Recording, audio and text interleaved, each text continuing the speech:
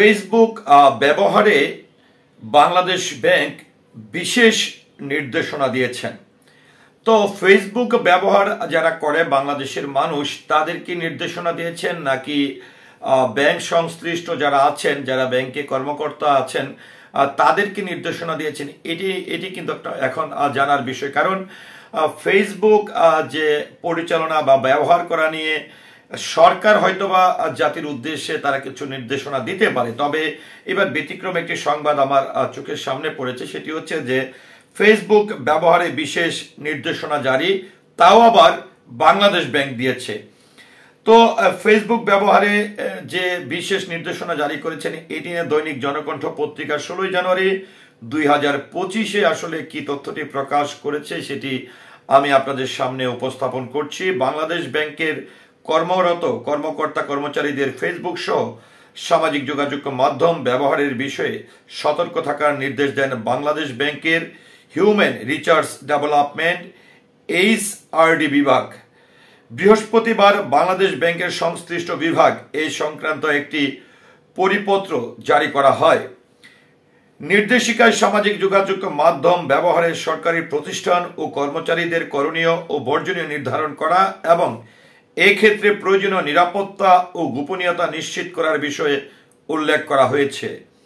সামাজিক যোগাযোগ মাধ্যমে অপব্যবহারের জন্য নিজেদের দায়ী থাকতে হবে জানিয়ে সংশ্লিষ্টদের বিরুদ্ধে আইনি ব্যবস্থা নেওয়ার কথাও বলা হয়েছে।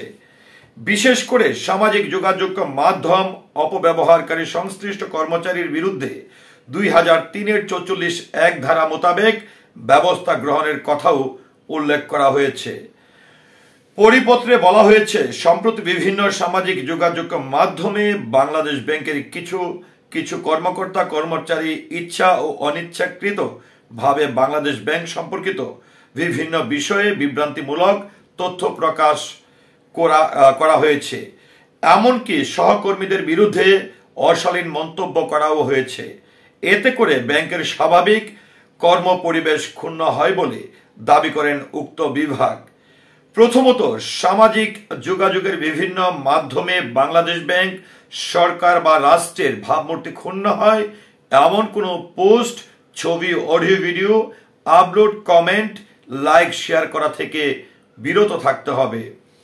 দ্বিতীয়ত, জাতীয় ঐক্য ও চেতনার পরিপন্থী কোনো রকম কোনো তথ্য উপাত্ত প্রকাশ করা হতে বিরত থাকতে হবে। তৃতীয়ত, কোনো সম্প্রদায়ের ধর্মীয় অনুভূতিতে আঘাত লাগতে পারে এমন বা ধর্মনিরপেক্ষতার নীতি পরিপন্থী কোনো তথ্য উপাত্ত প্রকাশ করা যাবে না।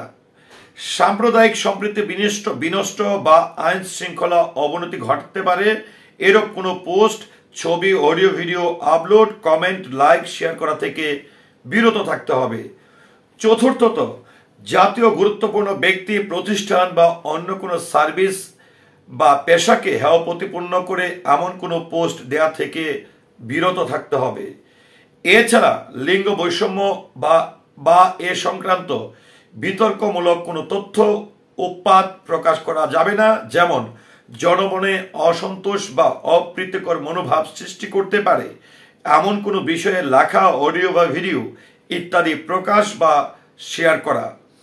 ভিত্তিহীন, অসত্য ও অশ্লীল তথ্য প্রচার হতে বিরত থাকা। অন্য কোনো রাষ্ট্র বা রাষ্ট্রীয় গুরুত্বপূর্ণ ব্যক্তি সম্পর্কে বিরূপ মন্তব্য সম্বলিত কোনো পোস্ট, ছবি, অডিও বা video upload, comment, like, share করা থেকে বিরত থাকা এবং বাংলাদেশ ব্যাংকে কর্মরত সহকর্মীদের সম্পর্কে অশালীন, বিরূপ, বিষোদাগার বা উত্তেজনামূলক মন্তব্য করা থেকে বিরত থাকতে হবে। বিশেষ করে সামাজিক যোগাযোগ মাধ্যম ব্যবস্থাপনার ক্ষেত্রে কন্টেন্ট ও ফ্রেন্ড রিলেশন সবাইকে সতর্ক অবলম্বন এবং অপ্রয়োজনীয় ট্যাগ, রেফারেন্স বা শেয়ার করা পরিহার করতে হবে। সামাজিক যোগাযোগ মাধ্যমে অপব্যবহার বা নিজ অ্যাকাউন্টে ক্ষতিকারক কন্টেন্টের জন্য সংশ্লিষ্ট কর্মচারী ব্যক্তিগতভাবে দায়ী হবেন এবং সেজন্য প্রচলিত আইন বিধিবিধান অনুযায়ী ব্যবস্থা গ্রহণ করা হবে বলে পরিপত্রে বলা হয়েছে।